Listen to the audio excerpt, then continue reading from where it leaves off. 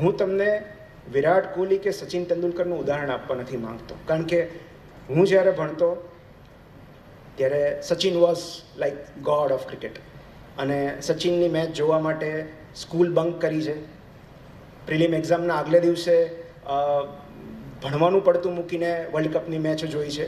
એટલો બધો ક્રિકેટનો શોખ.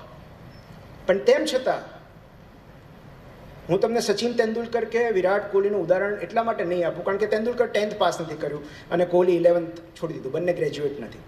કેટલા મહાન ક્રિકેટર્સ. પણ આજે જો મારે તમને કોઈ ઉદાહરણ આપવું હોય તો હું એમ કહીશ કે તમને ક્રિકેટ ગમે છે તો તમે રવિચંદ્રન અશ્વિનનું ઉદાહરણ લો, જવાગર શ્રીનાથનું ઉદાહરણ લો, અનિલ કુંબલેનું ઉદાહરણ લો. આ બધા એન્જિનિયર્સ છે અને છતાં ઇન્ટરનેશનલ ક્રિકેટર્સ છે. એમણે પોતાનું એન્જિનિયરિંગ પૂરું કર્યું. અને સૌથી તાજું ઉદાહરણ 3 દિવસ પહેલાનું, સૌરભ નેત્રવાલકર. નામ સાંભળ્યું છે? યુએસએ વર્સિસ પાકિસ્તાનની મેચમાં જેણે સુપર ઓવર નાખીને યુએસએને જીતાડ્યું, એ ભારતીય મૂળના ક્રિકેટર, મુંબઈમાં જન્મેલા, 2010માં અંડર-19 ઇન્ડિયામાંથી, પછી 2013માં રણજી ટ્રોફી ડેબ્યુ થયું, 2014માં વિજય હઝારે ટ્રોફી રમ્યા, 2015માં એમને લાગ્યું કે ક્રિકેટમાં આપણો ગજ વાગે એમ નથી, કોઈ આપણું સિલેક્શન નહીં કરે, તો મૂકી દો, આપણું એન્જિનિયરિંગ પૂરું કરો. ગ્રેજ્યુએટ થયા અને પછી યુએસએ શિફ્ટ થયા માસ્ટર્સ કરવા માટે કોમ્પ્યુટર સાયન્સમાં. ઓરેકલ કંપનીમાં સોફ્ટવેર એન્જિનિયર થયા અને 2024માં એમણે 15 દિવસ કે મહિનાની રજા મૂકી T20 વર્લ્ડ કપ રમવા માટે.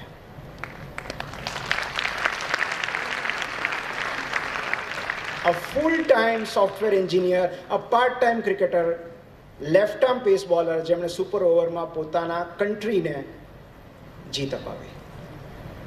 જો તમારે ઉદાહરણ લેવું હોય તો આ લોકોનું ઉદાહરણ લો, કારણ કે હું નથી ઈચ્છતો કે એક સચિન તેંડુલકર કે એક વિરાટ કોહલી બનવા માટે 10,000 વિદ્યાર્થીઓ પોતાના ભણતરની આહુતિ આપે. સો ઓલવેઝ કમ્પ્લીટ યોર એજ્યુકેશન. કારણ કે તમે ભણતર પૂરું કરી લેશો તો એનાથી કે તમારી અંદર જે પ્રતિભા રહેલી છે એ કંઈ છીનવાઈ નહીં જાય. તમારા અંદર સંગીતની ટેલેન્ટ હશે તો કંઈ છીનવાઈ નથી જવાની, ઉલટું વધારે પરિપક્વ થઈને બહાર આવશે. મેં કવિતાઓ લખી હોત, ખાલી નિબંધો જ લખ્યા હોત, ટૂંકી વાર્તાઓ જ લખી હોત તો હું ડૉક્ટર ક્યારે બની ન શક્યો હોત. મેં મારી અંદર રહેલા એ શોખને દબાવી રાખ્યો, સંતાડી રાખ્યો, સાચવી રાખ્યો ત્યાં સુધી જ્યાં સુધી હું આત્મનિર્ભર ન બની જાઉં. બિકોઝ આપણે ગમે એટલી ફિલોસોફી કે ડાઈ વાતો કરી લઈએ, ultimate truth is that money brings freedom. રૂપિયાથી સુખ નથી આવતું, સ્વતંત્રતા આવે છે. It is very important. So જ્યાં સુધી તમે કોઈક secure profession, secure job, secure education ન મેળવી લો ત્યાં સુધી તમારી અંદર જે કંઈ પણ રહેલું છે એનું જતનથી એને ઉછેરો. એને આપણે ડામી નથી દેવાનું, એને ઉછેરવાનું છે. It is like your child. એ તમારી પેશનને ગ્રો થવા દો, એને પાણી આપો, ધીમે ધીમે એ આપમેળે બહાર આવશે. હું જ્યારે 10th 12thમાં હતો ત્યારે ઘણી વાર એવું થાય કે મને વાંચવાની ઈચ્છા ન થાય. તમને પણ થતી હશે અને એ નોર્મલ છે. જો 30 દિવસમાંથી તમે 20 કે 22 દિવસ જ વાંચતા હો, 23 દિવસ જ વાંચતા હો તો મને તમારી ચિંતા નથી થતી. ચિંતા તો થશે જો 30માંથી 30 દિવસ વાંચો છો, કારણ કે that shows you are a machine. તો એ મનુષ્યગત જે લાગણીઓ છે, જે કંટાળો છે, જે અકળામણ છે, દરેકને આવશે. તમે 10thમાં છો ત્યારે પણ, 12thમાં છો ત્યારે પણ. આવતીકાલે એક્ઝામ છે તો આજે વાંચવાની ઈચ્છા નહીં થાય, and it is quite normal. તો મને જ્યારે વાંચવાનો કંટાળો આવતો અથવા વાંચવાની ઈચ્છા ન થતી ત્યારે મારા રૂમની બારીમાંથી હું બહાર તડકામાં કામ કરતા મજૂરને જોતો, લારી પરથી લારી લઈને નીકળેલા કોઈ વિક્રેતાને જોતો. એમની જે હાર્ડવર્ક છે, એમની જે મહેનત છે, હું એનો વિચાર કરતો. અને ત્યારે મને વિચાર આવતો હતો કે મારી પાસે કેટલી સોફિસ્ટિકેટેડ લેબર છે. એક બંધ ઓરડામાં બેસીને, છાયામાં બેસીને, એસીમાં બેસીને મારે ખાલી એક પુસ્તક વાંચવાનું છે. અને જો હું આ કામ ન કરી શકતો હોઉં તો હું એ કામ કઈ રીતે કરવાનો છું? સો તમે બધા બહુ પ્રિવિલેજ્ડ છો એટલા માટે કે કેટલા લોકોને શિક્ષણ નથી મળતું, કેટલા વિદ્યાર્થીઓ, કેટલા બાળકો શિક્ષણથી વંચિત રહી જાય છે, એનો આંકડો જો તમે સાંભળશો તો તમને એવું લાગશે કે આપણે બધા બહુ પ્રિવિલેજ છીએ, આપણે ભાગ્યશાળી છીએ.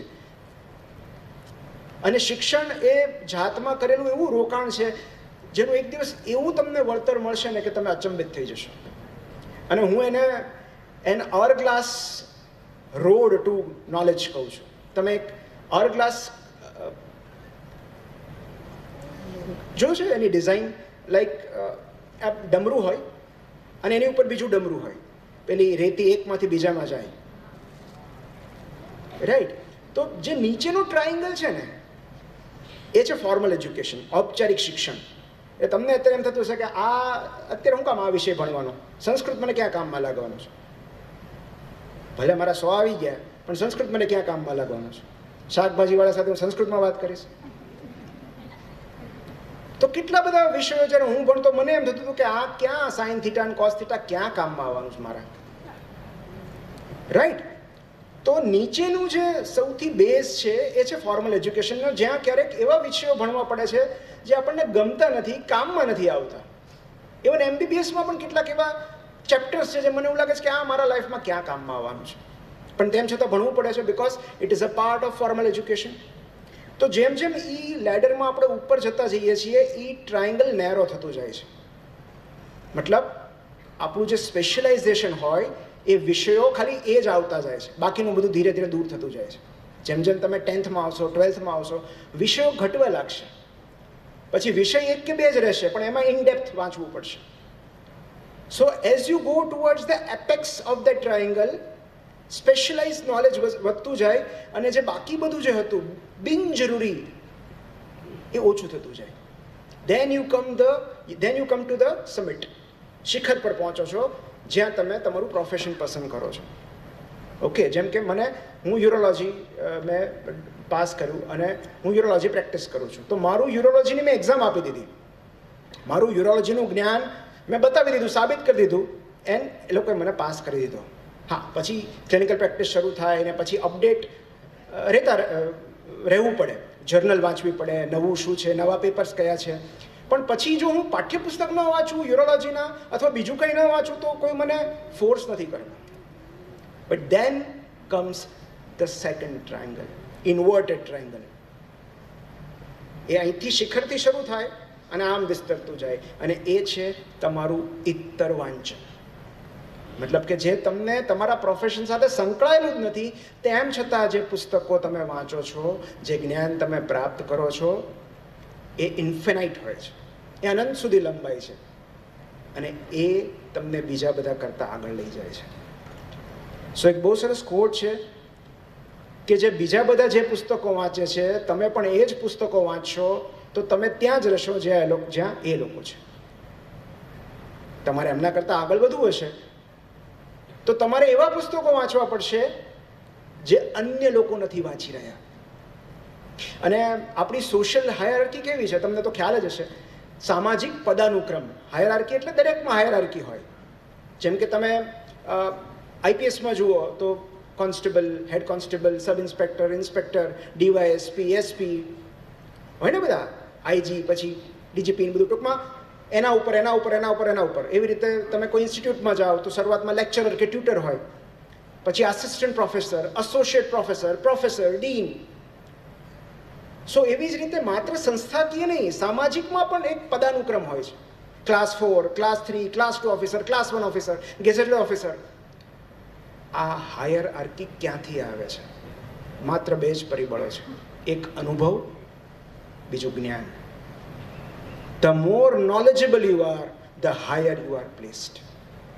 અને આ એક તમે જોજો કે આપણા મોટા ભાગની સ્પર્ધાત્મક પરીક્ષાઓ, તમે UPSC લઈ લો, GPSC લઈ લો, સ્ટેટ પબ્લિક કમિશન કે union public service commission, NEET, કોઈ પણ એન્ટ્રન્સ એક્ઝામ લો, એ એક જ વસ્તુના આધારે ચકાસણી કરવામાં આવે છે, તમારું જ્ઞાન, તમારું વાંચન. સો વાંચન એક એવી વસ્તુ છે એમાંથી છુટકારો નથી. There is no redemption. તો અત્યારથી તમે જેટલું વાંચનને વહાલું કરશો, જેટલી વાંચનની ટેવ કરશો, એટલું ખૂબ બધી શક્યતાઓ છે, ખૂબ બધા સ્કોપ છે. સર્વાઈવલ ઓફ ધ ફિટેસ્ટને આપણે અત્યારે કન્ટેમ્પરરી ફોર્મમાં કેવું હોય તો સર્વાઈવલનો તો પ્રશ્ન જ નથી, ફિટેસ્ટનો પ્રશ્ન નથી. એને આપણે અલગ રીતે વ્યાખ્યાયિત કરવું હોય તો એવી રીતે કહી શકાય, superiority of the most knowledgeable. જો મેં સાહિત્યના પુસ્તકો ન વાંચ્યા હોત, મેં ઇત્તર લેખન ન કર્યું હોત, તો આજે હું તમારી સામે અહીંયા ન હોત, હું મારા ક્લિનિકમાં પેશન્ટ જોતો હોત. એ તો કરું જ છું, પણ એ ઉપરાંત શું કામ મને અહીંયા બોલાવ્યો છે? કારણ કે એમને એવી અપેક્ષા છે કે હું તમને કંઈક એવું કહું કે જે તમને કામ લાગે. અને માટે તમે ગ્રેજ્યુએટ થઈ જાઓ, પોસ્ટ ગ્રેજ્યુએટ થઈ જાઓ, વાંચનનો શોખ, નોલેજ એક એવી વસ્તુ છે જે તમને પાંખો આપશે. It will give you wings.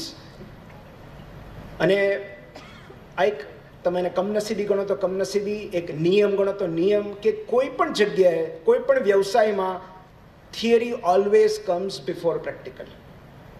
તમને કોઈ વિદ્યાશાખામાં પ્રવેશ આપવા માટે તમે લાયક છો કે નહીં એની ચકાસણી પણ જ્ઞાનના આધારે કરવામાં આવે છે.